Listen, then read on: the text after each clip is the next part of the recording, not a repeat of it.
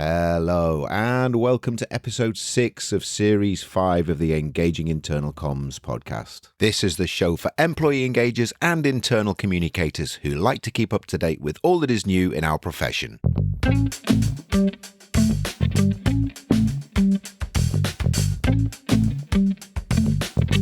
My name's Craig Smith from The Big Picture People. Well, we're back to our normal fortnightly schedule after last week's bonus episode, which I hope you've had a chance to listen to. Just letting you know what we've got coming up in the next couple of episodes. On the 12th of March, I have an interview with Douglas Brown.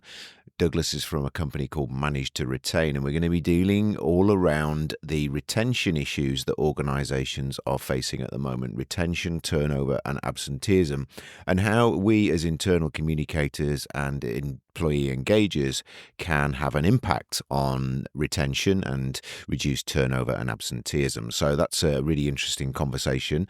And then coming up on the 26th of March, I have an interview with Tarek Kamil. Tarek is from a company called Circle. Tarek is an expert in the area of artificial intelligence, and we're going to be looking about the impact of AI on internal communications, which is a very, very hot topic at the moment. Lots of people talking about that, and something we've covered previously on the show. So that's what we've got coming up for you in the next 2 episodes. We've had lots of inquiries for potential guests on the show. If you've sent us an email or you've reached out to us via other means, please bear with us. We will have sent you a link for a questionnaire that we ask our potential guests to fill in now, just to find out a little bit more about what it is you want to talk about, and we will then let you know once we've received your questionnaire back. So if you are looking to be a guest and you've reached out to us, then thank you very much for that, and we will get back to you in due course. We're looking to do some more recording in a couple of in a month or so's time, so just bear with us on that. Okay, so that's everything for this introduction. Let's get straight into this episode's interview. As you know, on the Engaging Internal Comms podcast, I'm always looking for new areas to explore, things we haven't covered before, and slightly unconventional areas as well that you wouldn't normally associate with employee engagement or internal communications. And in this episode, we're going to be looking at the pay gap.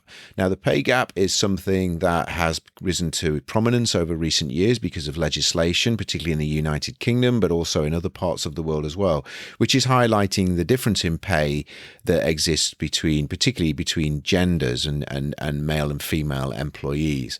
So that's what we're going to be looking at. We're going to be looking at the challenges that the pay gap and pay gap reporting brings, but also the information that also produces and how organizations are using that internally and externally to communicate their value proposition as an employer, but also to their employees to help them understand if a pay gap exists, what the organization is doing about it, but also to go beyond just trying to close that gap and to explain what other benefits and the employer can offer to the employees as well. So really interesting. We've got someone who specialises in this area, who works with organisations to help them to have better conversations with employees about pay and pay gap issues. So that's what we're going to be looking at today. Pay gap, a topic, as I say, we've not covered before. Just to let you know, actually, also as well, at the beginning of the interview, my interviewee had someone interesting outside her apartment. She's actually in Spain, which I'll let her explain herself. Her scrap man turned up while we were recording the beginning of the interview, and her scrap man plays a little flute or a piccolo to tell you that he's outside. So at the beginning of the interview, you'll hear some strange piccolo sounds in the background. We left them in. We didn't re-record that section. It was actually quite interesting to have in the background, but it does stop after the introduction. So if you're wondering what on earth is that strange little flute noise in the background at the beginning of the interview, it does go away, and it's the scrap man who was travelling along the street outside our guest's apartment, in case you're wondering what it was. My guest today is Michelle Gyimah. Michelle is a pay gap strategist. She specialises in supporting HR directors to close their pay gaps sustainably. One of the key aspects of Michelle's work with organisations is to provide training on how to hold better pay and progression conversations. This is an essential tool in closing pay gaps. So, hello, Michelle. How are you? I'm good, thank you. Thank you for having me on the podcast today. Thank you. It's lovely to have you. And just for our listeners, whereabouts in the world are you, please? I am currently based in Valencia in Spain. Fantastic. And from your accent, you're not originally from Valencia. So tell us a little bit about your story about how have you ended up in Valencia and where you're originally from, Michelle?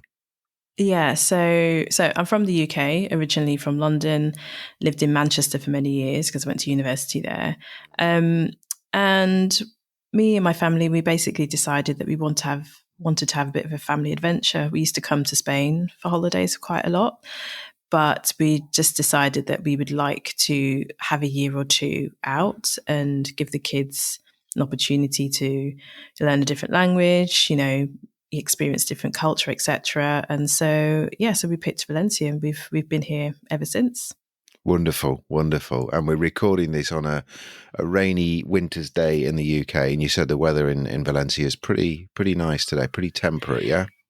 It is. I went out with like a little scarf, and as soon as I stepped out the door, I had to take it off because because it's actually quite warm. Excellent, excellent. Oh, that's nice. That's nice. So I guess we're covering a topic that normally people would see as a kind of an HR kind of themed topic, but actually we're going to be looking at the engagement and comms connections is what you do. But tell us a little bit more about how you've ended up doing what you're doing, Michelle. How you've ended up working in this really interesting area of pay gap and your career to date that's led you to this point. Yeah, well, it's completely by accident because I don't think many people kind of say, when I grow up, I want to be a pay gaps consultant. But I've always had an interest in anything to do with equality and human rights. And so I did a human rights master's at Manchester University. And then I applied for a role at the then newly created Equality and Human Rights Commission because their headquarters were based in Manchester. And so I started off life there, advising education establishments on all things to do with equality and human rights. And I basically went for a promotion. And the way in which it worked there was that you interviewed based on your skills. And then after you passed the interview, then you were assigned like a topic within the kind of equality and human rights space. So I went for this promotion, got the job, and then I was told, right, you're going to be working on equal pay and pay gaps. And I was like, Mm, oh, what's that? yeah. I had never heard of it. So it was a bit of a steep learning curve for me. So my role there was around advising employers on this new subject that I'd never heard of. And I had to write guidance, write policies, do workshops and, keynote speeches, etc. And and after I kind of found my footing, it took me a while to kind of really get to grips with it because it's quite complicated and also is one of those topics that comes with a lot of big emotions. So people have very strong feelings about anything to do with pay and Yeah. equality in the workplace. Yeah. Yeah. um, it took me a while to kind of navigate how to kind of handle those things. But yeah, I really enjoyed that work. But what I found is that I wanted to do much more hands-on work in that space because my role was really about providing advice for employers, Mm, and then employers had to kind of go and figure things out for themselves. So I got to a stage where I decided that I really enjoyed the work, but what I wanted to do was to be much more hands-on within organizations. mm, And so when I was on my first lot of maternity leave, I actually took voluntary redundancy, and that's when I set up the business Equality Pays mm, to be able to work with organizations in house to help them figure out what their pay gap says about them and to help them develop strategies to address the root causes of why they have pay gaps in the first place. And so that was well over 10 years ago. okay. So yeah, that's what I've been doing ever since. Yeah. And I know we've just said you're based in Valencia, but is your work primarily in the UK, or does it take you all over Europe with the work that you're doing now? Yeah, so at the moment, most of my work is still UK based, Mm, and because of the wonders of technology, I can actually do a large chunk of that work here, here in Valencia. But I have noticed that there has been a bit of uptake in interest from companies within the US because they are on their own kind of pay gaps journey. And things are changing here in the EU in terms of the pay transparency directive that's coming in. So at the moment, primarily UK based, but I do see that that's going to start to change Extend. as more countries and states kind of, find their own way to address these issues as well. Excellent. That's really interesting, Michelle. And that kind of leads me on to the next question then, which is maybe it's a little bit of the legislative background to pay gap. And as you said, you primarily work in the UK, so I guess that legislation is primarily at the moment UK legislation.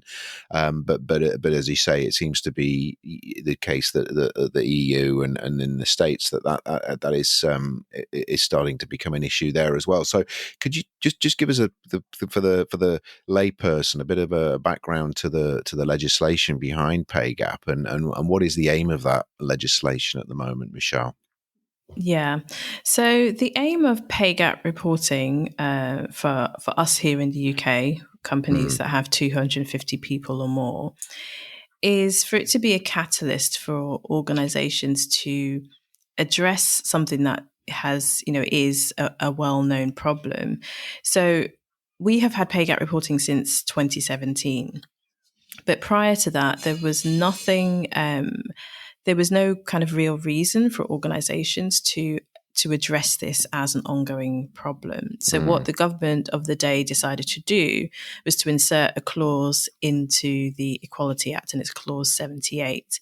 And what that basically said is that if enough organizations voluntarily reported on their gender pay gap and, took actions to address those issues, then it wouldn't need to be legislation. But if enough organizations didn't do that, then it would become legislation. Right. Okay. So in that first year, I think there was something like less than 1,000 organizations voluntarily reported on their gender pay gap. And so that is why we are where we are now, where it is now legislation that this data has to be reported. Yes, every April for private sector organizations, and it's the 31st of March for public sector organizations. So that's how the kind of legislation has come about for the UK. And is there a limit? I don't know. Sorry, if I missed that. Is there a limit of the size of the organisation that has to be before that triggers, or is it any size, or is there a cut-off point? Yeah, so it's for organizations that have 250 employees or more. Yeah. Having said that, there are some companies that are smaller that recognize the value in doing this and have voluntarily reported on their pay gaps as well. Okay. And is it purely just on a gender basis, or are there any other distinctions between potential discrimination when it comes to pay gaps? Or is it purely gender at the moment? Yeah, so in the legislation, it's purely gender, but we do know that some companies do report on their ethnicity pay gap as well, and some do disability. At the moment, those two are not legislation, but that could be subject to change depending on kind of what happens within the next general election, whenever that comes, I would say. Yeah, and I guess it might be stating the obvious, but what is the aim of the legislation is to close that pay gap, or merely to make us aware of it? Is there a mandatory aspect of it to close the pay gap, or is it really just a reporting piece of legislation at the moment? Yeah, so it's a really good question. So I think the aim of it is to get organizations to get closing the pay gap.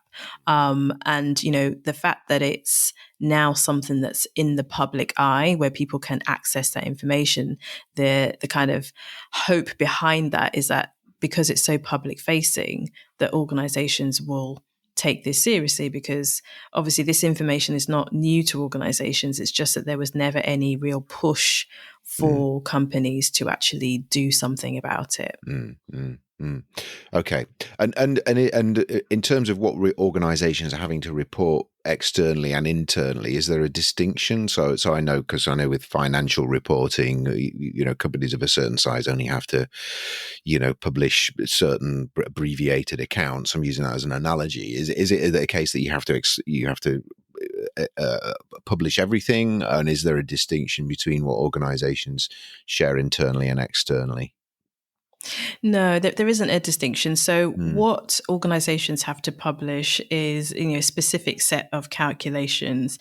So they have to publish the mean and the median average based on hourly pay within the organization for men and women. If you are an organization that provides bonuses, then you have to produce that information as well. And you also have to produce information on the percentages of, who accesses bonuses, men and women. And then also you have to produce the percentage of men and women within each quartile within an organization. So if a company was sliced into kind of 4 equal parts, you should be able to present the percentage of how many men and women are in each part within the organization. At the moment, the legislation only says that you have to produce that data. So technically, you could have an A4 sheet of paper with just that information, and you would be legally compliant in terms of the data that you've produced. What is beneficial, though, is to also produce some kind of narrative to give some context to the numbers, because the numbers on their own only tell a fraction of the story of what's actually happening within your organizations. Some organizations decide that yes, they do see the value in providing a report, a narrative, and some don't. And some organizations will go as far as to not even have an internal conversation about the data that they've produced. So they're just kind of approaching it as a compliance exercise, something that they just have to do, rather than something that they're committed to do and take action on. Yeah. And I want to kind of lean into that internal communications aspect. I mean, just before we go into that, and I guess this goes back to, and I don't know whether you have any data on this. Is there any study or that's been done in terms of, kind of relative levels of engagement, or, and obviously engagement you can measure in lots of different ways. There are many different metrics that you can use for employee engagement, but I guess, intention to stay and all of those sorts of things with organizations where they're actively doing something around that pay gap, or at least actively communicating and addressing it and acknowledging it, or is that still a bit of a grey? I mean, obviously intuitively one would imagine that is the case, but I'm just wondering if there's any kind of hard data on that. I think at the moment that there isn't any hard data on that. But what we do know is that pay gap reports is becoming increasingly important for people to help them make decisions as to whether they decide they're going to stay at an organization or even move to another organization. So we know that back in, I think it was 2019, the Equality and Human Rights Commission did some research on what the impact of having this information so publicly available was. And what they found was that 6 in 10 women would use a company's pay gap report as part of their decision making in what their next career move would be. And we also know anecdotally that headhunters would start to use that information as well when trying to kind of entice people to move from one company to another. So even though we don't have, very specific data on employee engagement, we do know that people are using this information, and that, having that knowledge is powerful, because they're then able to make much more informed decisions about what they decide to do next in their careers. Yeah, I mean, I guess it's a kind of surrogate measure of culture as well, to a certain extent, isn't it? Particularly in that respect. Yeah. Okay. So just going back. So sorry, but trying a little digression there, but going back to what we were just talking about there around this internal communications aspect of it, because as you acknowledged at the beginning, it is a bit of a kind of a a difficult area for. Well, I would imagine organisations perceive it as a tough conversation to have with their employees, particularly if it's something where there is a significant gap, or even if they acknowledge they're doing some work around it. What are some of the approaches that you've seen when it comes to having that internal conversation around pay gap that I guess are the good and maybe some of the less good things that should be avoided when it comes to pay gap? Because you say it is a little bit of a I would imagine a difficult subject for people to feel comfortable having that conversation without it potentially going off the rails. What have you seen there, Michelle? Yeah, so I've seen a myriad of things, and I guess it's a spectrum. So, I see a lot of organisations taking the kind of post and run approach. So that is where they're just being compliant, doing the things that they have to do, putting the data out, but they're not talking about it. So not talking about it internally, not talking about it externally. And it's almost in the hope that nobody will, pick up on this information and they'll get asked no questions. And I tend to see that from organizations that have, wide pay gaps, and either are unsure of what to do or don't see this as a priority, just see it as, another box that they need to tick and then move on to the next thing. But I also see organizations who are kind of well-meaning but overwhelmed. So they know that they have an issue. The data tells them that there's a problem, but they're just kind of overwhelmed in terms of, well, where do we start with this? And what tends to happen in those organizations is that any conversations that come up, because they're kind of ill prepared in how to have the conversation, what to talk about, etc., they kind of get defensive because they want to improve things, but they feel that they're being criticized in terms of what they're doing. So the defensiveness comes up, and that isn't very good for kind of trust and engagement within an organization. And I would say from the clients that I work with, I would say most of those people fall into that category of wanting to do something but not knowing how to do this. And so therefore when the conversation comes up, being unintentionally defensive. And then we have organizations who are very competent and very confident in the conversation. Now, that doesn't necessarily mean that they're making huge strides and, their pay gap is, reducing at the rate of knots, but it's more about they understand their data, they have an action plan in place, and that they know the importance of having regular conversations about this internally. And because they're doing it on a regular basis, their competence and confidence around discussing the nuances and discussing the hard things grows. And that helps their employees and stakeholders and investors to feel much more confident in what it is that they're doing around addressing their pay gap issues. And I guess that leans into some of the work that you do and your training that you provide. I mean, what are some of the? I was trying to put myself in that position of someone who's trying to, because I guess it's easier to communicate something when there's actually something's being done about it. It's less easy when you're kind of acknowledging there's a problem, but actually, well, we ain't going to do anything, or we shrug our shoulders, or we're making some sort of moves that make it look good, but we're window dressing to a certain extent. I mean, what are some of the things that with your work that you do in terms of training people to have those sort of conversations? Is it more about the culture, creating the culture, or is it about skills as well to be able to approach these topics, or this topic?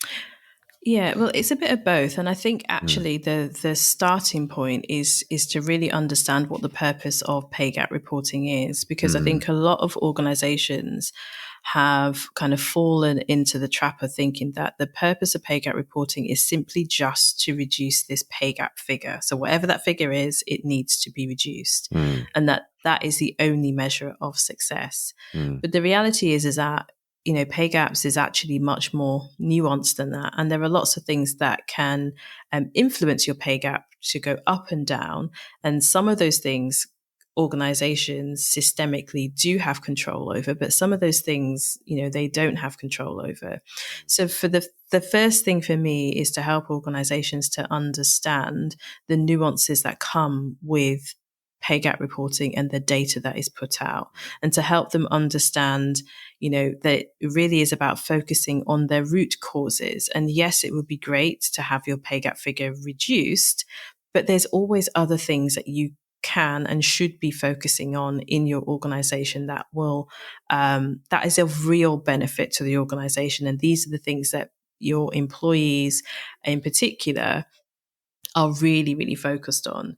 And so having that understanding, that is the thing that will help you with your communication much better than just focusing just on the figure. And I think a lot of organizations, they're kind of coming to that way of thinking, that we need to move away from this conversation just being very binary, as in, a wide pay gap means that you're a bad organization and a Right. small one means that you're better, and moving to say, okay, our pay gap isn't great and it hasn't moved for X amount of years, but these are the areas that we have improved on, which Mm. might be something like we've got increased take up of shared parental leave, or we've, strengthened our flexible working policies. We've improved our, diverse recruitment strategy. There are things that are kind of rumbling on in the background that are just as important as your pay gap, but they may not impact the pay gap figure, but that Right. doesn't mean that they're not as important. So having that understanding really is key to how you then approach your internal and external communication when the topics of pay Mm. gaps Mm. comes up. Mm, that makes sense. Yeah, I mean, looking at it, because I guess, yeah, if you look at it just purely as a remuneration thing, there are lots of other benefits that maybe, kind of resolve some of those discrepancies, or yeah, that makes sense. Yeah, okay.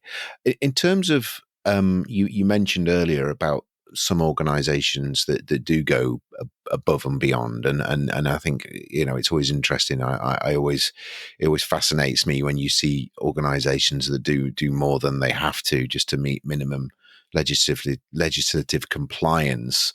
What have you seen there that without obviously breaching any confidentiality, where organizations have gone over and above, and how do they make a case for that? Because I guess in this day and age, it's we're always feeling the inclination to do the minimum amount because we're pushed for resources. What are some of the examples you've seen there, and how organisations have kind of sold that internally to the powers that be or to their stakeholders? Yeah, yeah. So the things that I have seen that organizations are doing that's working well in terms of, not only doing this work, but Mm, communicating the value of this work is really to embed this as an opportunity to improve education around what pay gaps is and the mm, impact that it has, but also broaden how and when communication happens.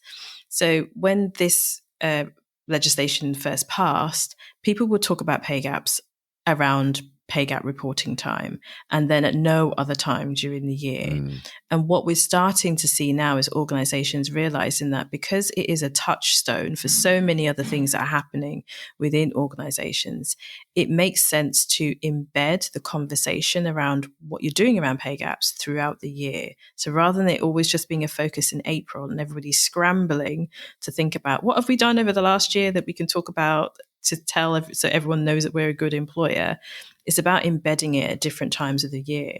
So yeah. doing things like having events and webinars, internal interviews with senior leaders around why this is important and what they're doing, and also ensuring that there is a high level of visibility and accountability. So who's responsible for having this pay gap action plan? When, what are the deadlines? What are the goals? Who's going to be doing it? Who can I talk to if I have questions about this? And having those regular touch points throughout the year, this is what good looks like. So rather Mm, than it being a standalone issue that's addressed once a year, it's embedded into how the organization is run. It's part of the culture. And it's about opening up that transparency so that people can see, oh, actually, okay, so this new recruitment strategy feeds into the pay gap strategy, it feeds into talent acquisition, and it's good for the organization for these, for these 5 reasons. So it's about broadening out and really showcasing what probably is already happening behind the scenes. But I know so many clients who are really bad at shouting out about the work that they're Yeah. doing. And then they're kind of surprised when, employees accuse them of not caring about this and not doing anything. So it's about bringing to light the things that are already happening and planting those seeds that this is good for the organization and it's part of this strategy. It's part of the pay gap strategy, talent acquisition, etc. Because we're in a time where topics around pay and transparency and fairness, these are really high employee value propositions. So it's moved from being something very niche to something that is expected. So as an organization, you have to demonstrate that not only do you take this seriously, but there is action happening, on a kind of weekly, monthly basis. So for me, that's what good communication looks like, making sure that there is a real plan and that it's embedded into what's already happening within the wider organization. I guess there's a parallel there with employee engagement as well. We talked about that earlier in terms of, not just it's survey time. Let's get all of the posters out about what a great employer we are and how, all of the benefits and all the things, let's make it part of a continual conversation around this. So it's, the annual report is really just the sort of culmination of a whole, the year's activity, rather than just being the only time we ever talk about this stuff. So I guess there's any initiative like that, I think it's important to have those conversations on a regular basis, isn't it? So I think that in and of itself is a fantastic kind of tip. But just closing out, Michelle, any other sort of quick wins? I know that's always a bit trivializing a really important topic like this. But any kind of final tips or thoughts from you, if for anyone who's listening to this, who maybe they're in that cycle of working on in an organization where there is pay gap reporting and that's part of their role, or an organization that's maybe coming to terms with this maybe in its full entirety. What any thoughts on that, Michelle, about what would be good things to start doing if you're not already doing them? Yeah.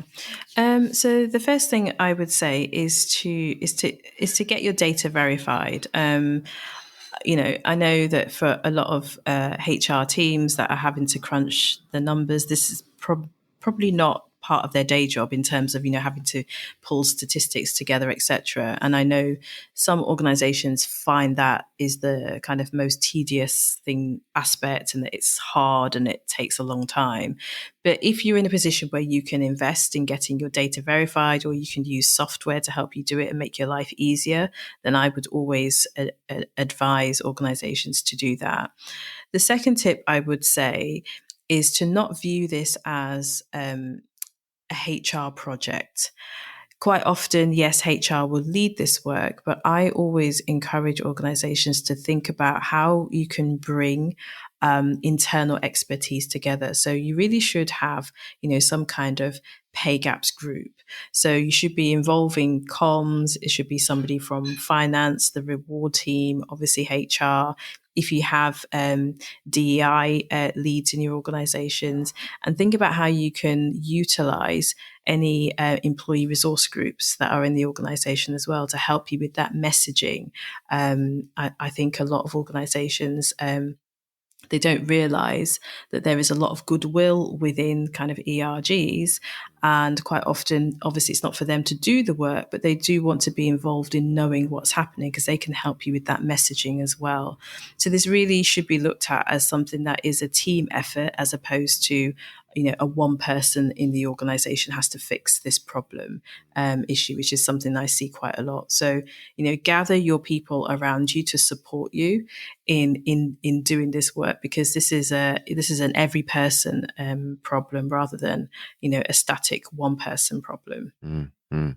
Excellent. Oh, that's really, really good. Well, I mean, that's been really fascinating, and an area I knew very little about, which I guess I've not worked in corporates as an employee for a long time, but although I obviously work with corporates, it's an area that's escaped me. So it's been really, really helpful to understand more about that, and also to to realize that what an important thing it is, as you say, in terms of particularly in the times where many organizations are struggling to attract and retain talented people. Then I think that's really, it's an area that definitely shouldn't be overlooked. Obviously it can't be overlooked from a legislative perspective, but putting your full weight behind it, I think, is really important. So where can we find out more about you, Michelle? I've got your LinkedIn profile that I'm going to put into the show notes, and you have a podcast as well, I believe. As well. Do you want to tell us a little bit about the podcast? Yes, I do. So it's called Beyond the Pay Gap Figure, because I'm on a mission to help organizations to have much more nuanced conversations about the pay gap and not just be so fixated on just reducing the figure for the sake of reducing it. And so on there, I share lots of tips and ideas of what organizations should be doing and how they should be thinking and approaching this. And I also share some insights into what is working for other organizations as well. So if this is, in your remit or of interest, then I would love for you to subscribe and have a listen. So Yeah. the podcast and LinkedIn, they're the two places that people can best find me. Yeah, and we'll put a link into your podcast into the show notes as well. So the show notes on the website version of this, you'll find all of these links. And also, I think you have a LinkedIn course that we're going to put a link into there. Do you want to just tell us a little bit about the LinkedIn course, that if people want to immerse themselves in this a little bit deeper? Yeah, so it's a LinkedIn course, and it says in the title that it's for tech organizations, but in reality, it's for any organization that is interested in understanding a little bit more about the nuances of pay gaps. And in the course, I talk about how it shows up within workplaces. So even if your organization has less than 250 people and you don't have to report on your pay gap, there's a good chance that you probably still do have some of those issues anyway. And so the course is like a kind of starter place for you to think about how they show up in organizations and what it is that you could do to try and start minimizing the impact of pay gaps. So that you can find also if you go onto my LinkedIn profile, there's a link to the course as well. Yeah, and we'll put a separate link in as well into the show notes. So those 3 links we'll put into the show notes. So, well, all that remains to me is to say thank you very much, Michelle. Found that a really interesting conversation. I always like to learn about things that I should know about, perhaps, but don't know as much as I should. So you've given me a really good overview. But I think hopefully for our listeners as well, who are wrestling with this from an internal comms and engagement from an HR perspective, are giving us some really good insights there, and also some real practical things that the organizations can be doing and seeing beyond just the merely, as you say, the legislative requirements, and really going above and beyond. So I think that's been really interesting conversation. So thank you very much, Michelle. Thank you for having me. It's been an absolute pleasure. Take care. Thank you.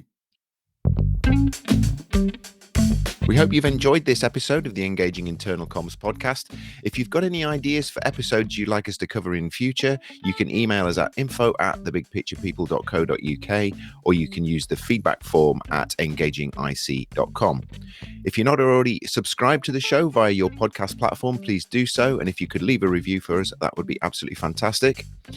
We have links to other episodes at engagingic.com. All of our previous episodes are available there. And if you're interested in our visual communication services, our big pictures, our learning maps, our explainer videos, and also our live graphic recording, please get in touch with us again at info@thebigpicturepeople.co.uk. Thank you.